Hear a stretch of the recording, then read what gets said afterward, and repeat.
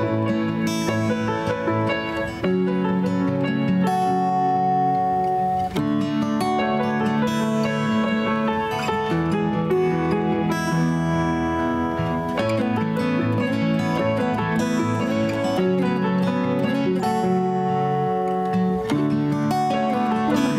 kapatid, ito ang aral na narinig na ninyo sa simula pa.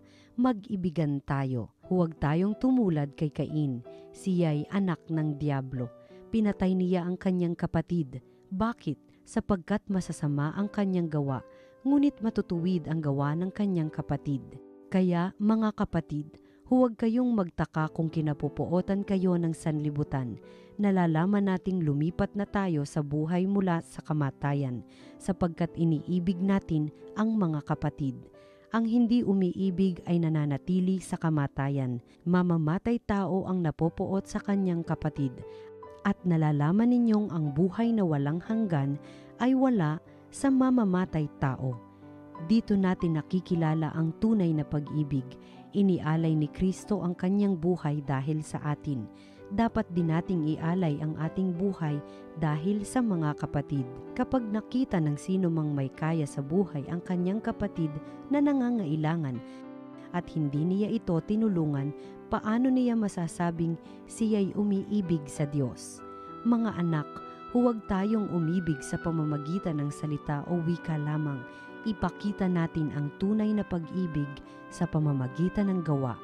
Dito natin makikilalang tayo'y nasa panig ng katotohanan at matatahimik ang ating budhi sa harapan ng Diyos sakali mang tayo'y usigin niyon, sapagkat ang Diyos ay higit sa ating budhi at alam niya ang lahat ng bagay. Mga minamahal, kung hindi tayo inuusig ng ating budhi, panatag ang ating loob na makalalapit sa Diyos. Ang salita ng Diyos. Purihin ng lahat ang Diyos, parangalan siyang malugod. Umawit sa kagalakan ang lahat ng mga bansa.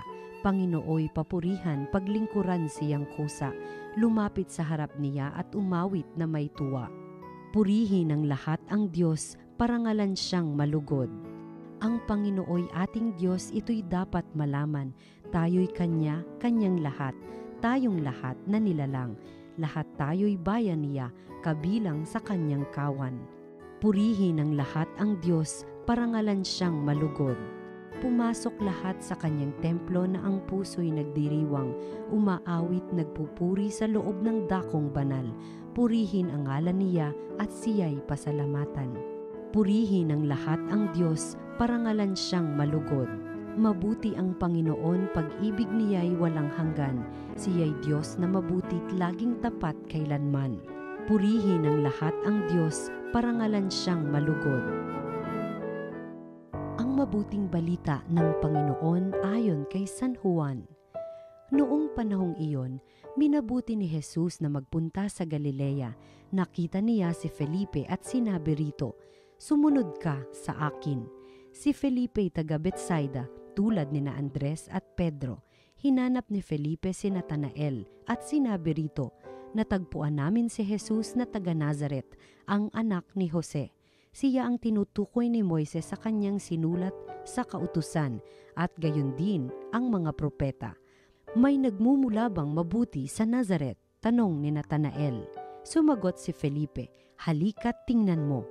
Nang malapit na si Natanael ay sinabi ni Jesus, "Masdan ninyo ang isang tunay na Israelita, siya'y hindi magdaraya." Tinanong siya ni Natanael, "Paano ninyo ako nakilala?" Sumagot si Jesus, "Bago ka pa tawagin ni Felipe, nakita na kita nang ikaw ay nasa ilalim ng puno ng igos." "Rabay, kayo po ang anak ng Diyos, kayo ang hari ng Israel," wika ni Natanael. Sinabi ni Jesus, "Nanampalataya ka ba dahil sa sinabi ko sa iyong nakita kita sa ilalim ng puno ng igos? Makakakita ka ng mga bagay na higit kaysa rito." At sinabi niya sa lahat, "Tandaan ninyo, makikita ninyong bukas ang langit at ang mga anghel ng Diyos ay manhik-manaog sa kinaroroonan ng anak ng tao." Ang mabuting balita ng Panginoon. Pinupuri ka namin, Panginoong Hesukristo.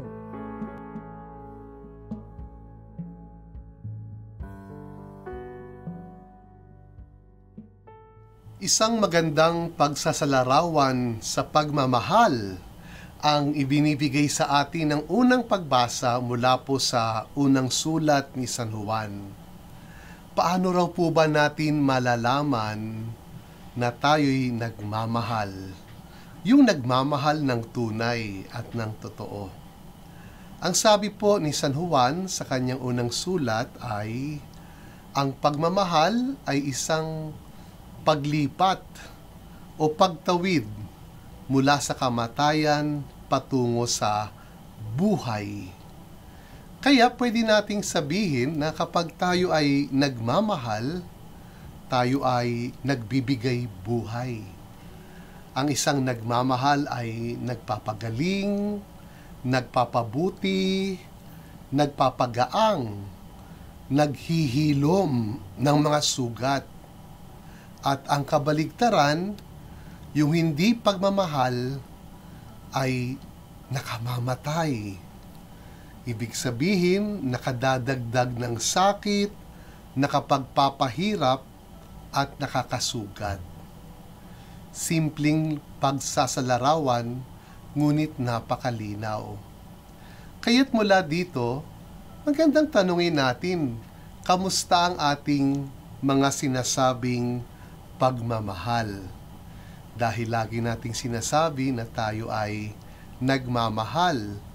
Ito po bang pagmamahal nating ito ay totoong pagmamahal? O baka akala natin ay nagmamahal tayo pero hindi naman pala? Sa ating sinasabing pagmamahal, tayo po ba ay nakapagbibigay buhay? Tayo po ba ay nakapaghahatid ng sigla, lakas, at kahulugan ng buhay sa mga taong ating minamahal? Ang kanilang buhay ba ay ating napapagaang? Sila ba ay napapabuti natin, napapabanal, napapalapit sila sa Diyos at sa atin at sa ibang tao?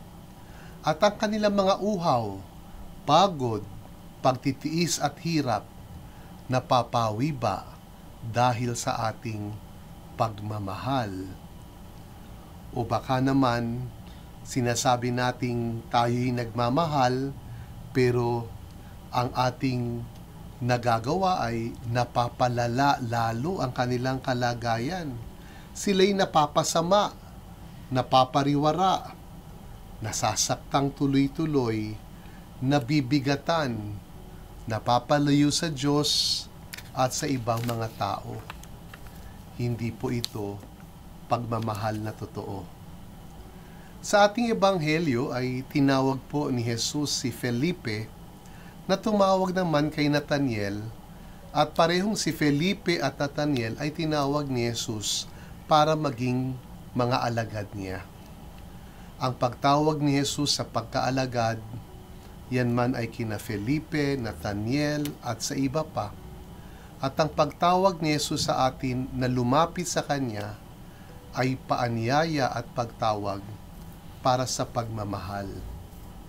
Kailangang limutin ang sarili, iwan ang mga nakasanayan at ialay ang buhay upang ang iba ay mabuhay. Ito ang tunay na pag-ibig, sabi uli ni San Juan sa kanyang sulat. At si Felipe at Nathaniel ay tumugon sa paanyayang ito. Inialay nila ang lahat kay Jesus sa pagmamahal. At ang pagmamahal na ito ay nagbunga ng buhay sa kanila at sa ibang mga tao. Tayo pong lahat ay inaanyayahan ng Diyos sa pagmamahal. Pagmamahal na tumatawid mula sa kamatayan patungo sa buhay. Nawa ang lahat ng tao na ating mamahalin, ang lahat ng karanasan ng pagmamahal natin, mauwi sa buhay na ganap at kasiyasiya para sa atin at para sa lahat. At sumainyo po ang pagpapala ng makapangyarihang Diyos, Ama at Anak at Espiritu Santo. Amen.